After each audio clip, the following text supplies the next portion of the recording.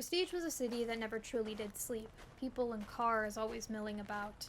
But when the day slipped away like now, sun just barely peeking over the edge of the horizon still, everything seemed to become almost uncharacteristically hushed. Typically, this was one of the few times of the day you found yourself breathing a little easier, the heavy anxiety that seemed to make all but permanent residency in your chest untangling slightly, letting your lungs decompress as you properly breathed for the first time in hours. Today, though, that silence was something you found yourself all but begging to fall away as your mind seemed obsessed with filling that opportune quiet itself. Hushed mental whispers filling your head as you thought about everything you'd experienced just a few hours prior. Neon smears of color that filtered away identities, never-ending bickering and bantering that radiated years of shared history, that unshakable smell of spray paint that still seemed to linger in your nose. How the hell were you supposed to comprehend any of that? Even now, an hour or so after everything that had happened, you found yourself questioning everything you had saw and heard. Nonsensical names like Tossed and OJ, being rescued by a guy with no face, the notion that ghosts were apparently real. It all made you want to laugh, really. Laugh, roll your eyes, and maybe question your sanity a little bit. But the bandages clinging to your wrist kept your mouth shut. None of that mattered now, though, did it? No, now you were far away from that safe house or bunker, whatever the hell Toss had called it. Your legs ached a little from all the roads they had crossed trying to navigate your way back home, but the scenery and streets were finally beginning to devolve back into something familiar. And for that, you couldn't help but let out a shaky, grateful breath.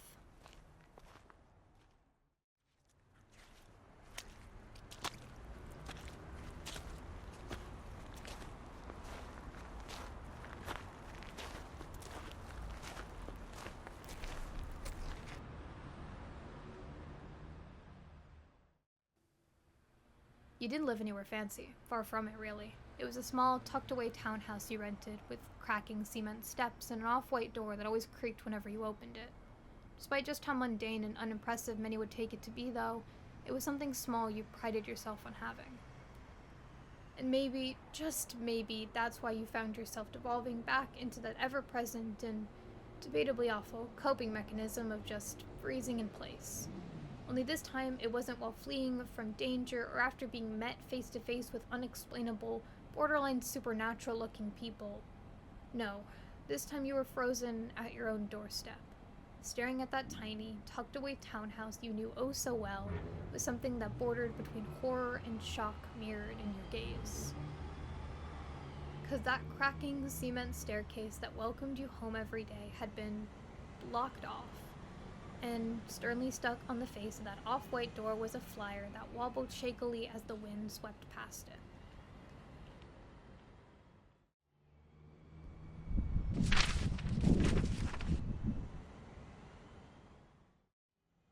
Under Ordinance 62609, this property has been foreclosed by the Crow Company. All residents residing within this address are encouraged to turn themselves in to the custody of Crow Security. Your own home had been foreclosed, with tape used to mark it off like a crime scene, and a notice posted up as if to warn people a criminal lived there.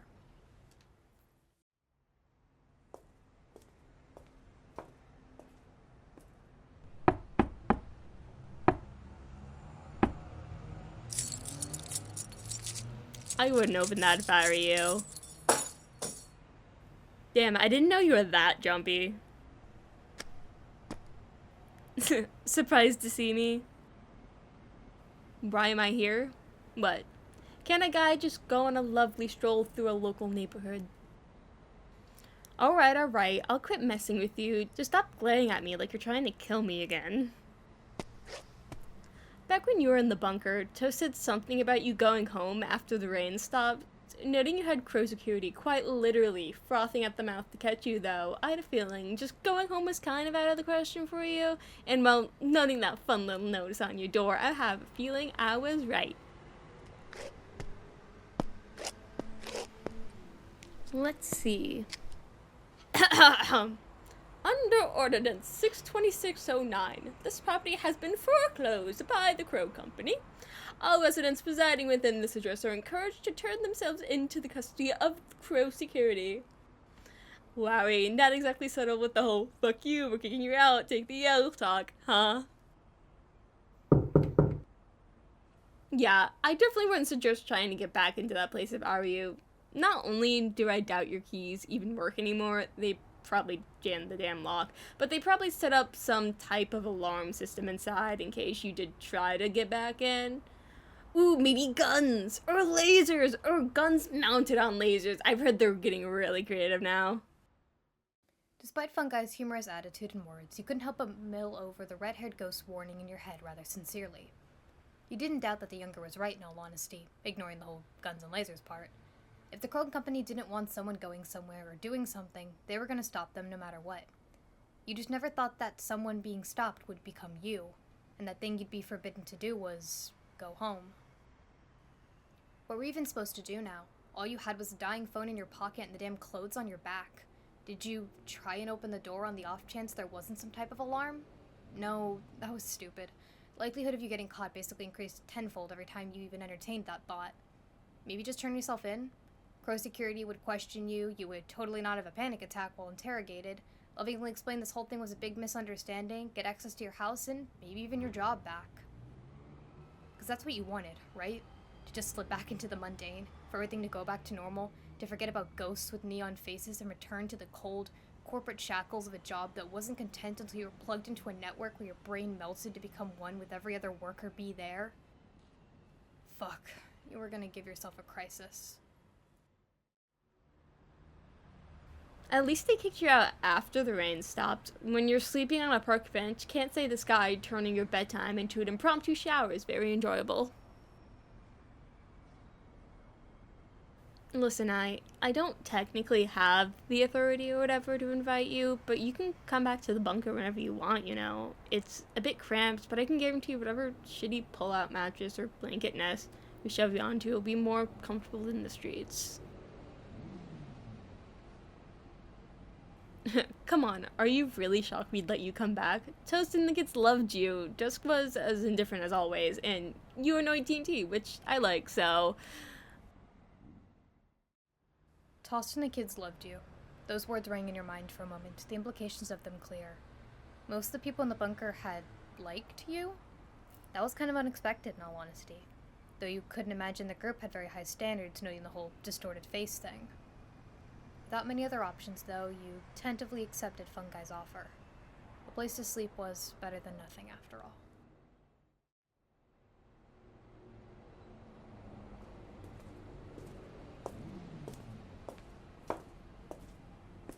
You know what that means? Moonwalking!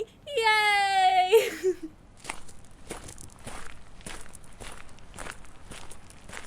You're gonna have a great cardio workout by the end of this, you know?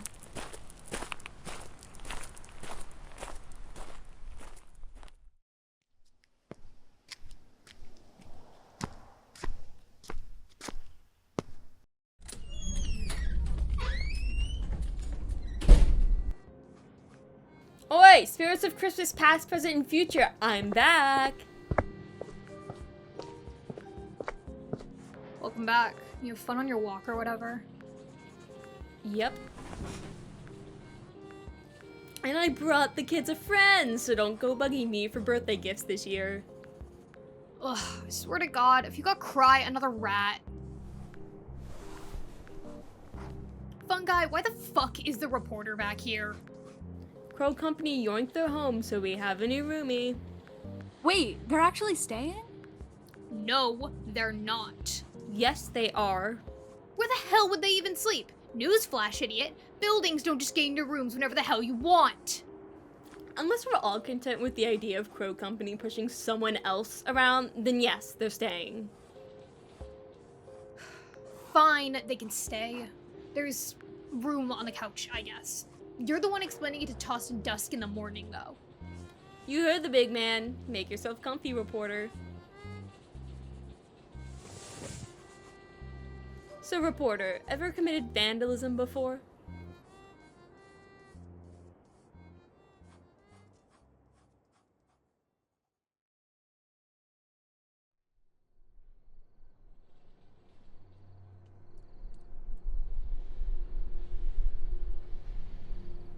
After an hour or so relaxing in the living room with the ghost company, the safe house had quieted down. One by one, the ghosts had departed from your side, leaving you alone now in the living room.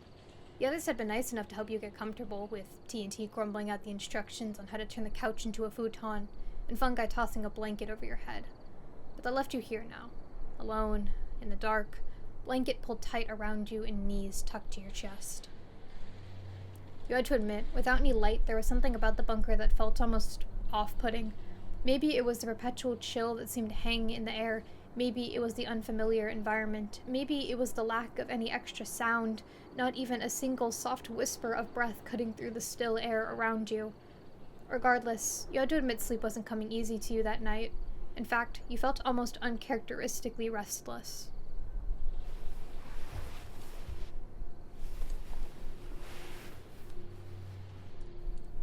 You didn't get to contemplate your unease for very long, though, as it seemed someone, or more so someone's, else in the bunker felt just as restless as you did.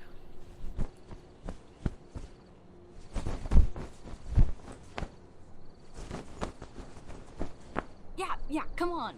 I'm pretty sure TNT's gone to bed already.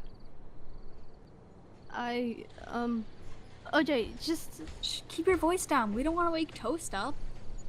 I know, OJ, but you really should just watch out for... I think TNT set the reporter up on the couch.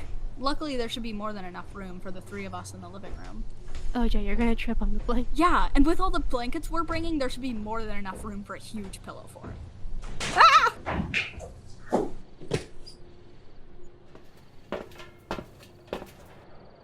You should watch out before you trip on the blanket. Ugh. Ow. Yep, yeah, point taken.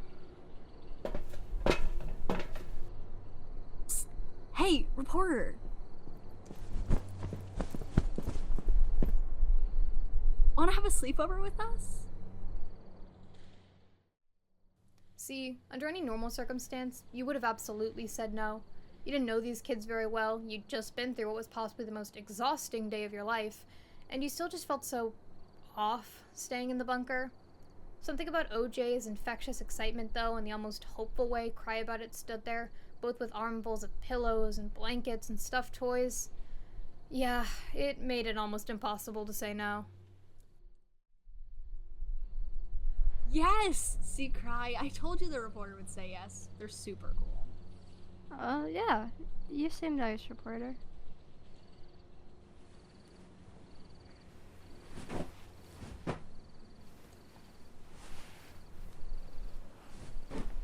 You know, I'm honestly surprised TNT's letting you stay in the bunker. My brother's always been a bit of an asshole when it came to stuff like that. TNT's my older brother. We're two peas from the same pod. Or, explosive oranges from the same bunch? I don't know. You get what I'm trying to say. Toast's my brother. Yeah, Cry, here's a little mini Toast. We met because our brothers were besties, and here we are, continuing the cycle. Oh, I brought Candyland as well. You guys want to play? Yippee! Candyland's my favorite. I know, dummy. That's why I picked it. You've played before, right, reporter? Alright, good. Okay, Cry, you get the purple player token. I get orange, and reporter, you get whatever color you'd like. Apologies there's no red anymore. I think TNT threw it after they learned Fungi was cheating last time we played. Let me just shuffle the cards, and... there we go. Reporter, you should go first. Yeah, it's your first time to sleep over with us after all. Plus, if you don't go first, me and Cry will spend all night playing rock, paper, scissors till one of us caves and lets the other go. It wouldn't take all night if you played it correctly. I don't know what you're saying. Pipe bomb is a very valid move in rock, paper, scissors. Ooh, green card. That's a good start. I'll go next. See, you two may have gotten to go first, but all that means is I now have a statistically better chance at pulling one of the special cards, which would put me all the way to the... Ugh, I hate this game. Hey, be nice. Candyland is great. I like all the colors. Your land of candy is built off my suffering, Cry. Despite OJ's complaints, the three of you did continue the game, your tiny plastic player pieces slowly but surely transcending up the board. Crybet and you were trading first place back and forth with one another, almost always just a space or two behind the other. OJ, meanwhile, was struggling behind, still barely just past the second bend of the board, you and Crybet miles ahead at this point. I'm genuinely convinced this game hates me. Be mean to Candyland, and Candyland will seek revenge. Cry, it's your turn. So, reporter, did you just not bring any PJs, or do you always sleep in your work jacket? Oh, yeah, I guess that makes sense. Dusk told me that they had a habit of locking up buildings like that. Maybe tomorrow we can go as a crew and find you some stuff to wear, reporter. Yes, we should absolutely do that. It'll be a big FJC adventure. Yeah, the FJC. That's what we call this little group of ours. I think my brother named it. It has something to do with how the city's messed up, or... Oi, what the hell are you two nerds still doing up? And, reporter, why the hell are you entertaining their antics? We're having a sleepover. Nope, nuh-uh. Back to bed with you problem children. But it's my turn in Candyland! As if you'd ever win Candyland, nerd. Now come on, pick up your shit and get back in bed before I haul your citrus-colored ass there myself. Ugh.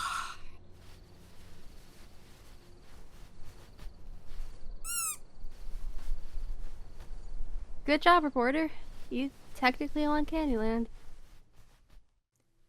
You blinked for a moment, pulling your eyes away from the scene of OJ and TNT bickering while putting the blankets in such a way. Looking down at the board game, you realized Crybet was right. You had in fact won. Your plastic player token a mere space or two in front of Crybet's own, and a whole 3 or so dozen spots ahead of OJ. You had actually won. Seems at least one good thing had happened today. It didn't take long after that for TNT to finish wrangling the younger boys back up to the loft where OJ and Crybet had slept. It took a few trips for TNT to carry up all the pillow fort materials the two boys had brought down, and to stop OJ the one time the younger decided to try and go back downstairs to hang out with you again, but eventually both boys finally seemed to settle down. Yeah, love you both too. Fucking nerds.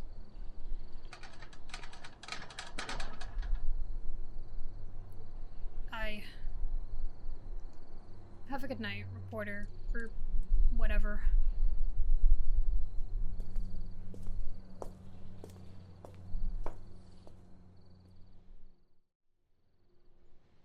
Today had been a weird day, to say the least. The type of weird that clung to you almost perpetually, making you question if what you experienced was even real or just some sort of morbidly vivid daydream.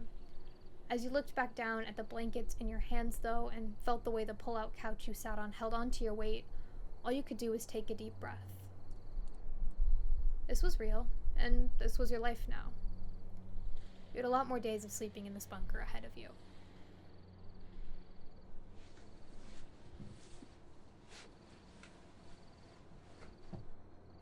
Maybe tomorrow would make a little more sense.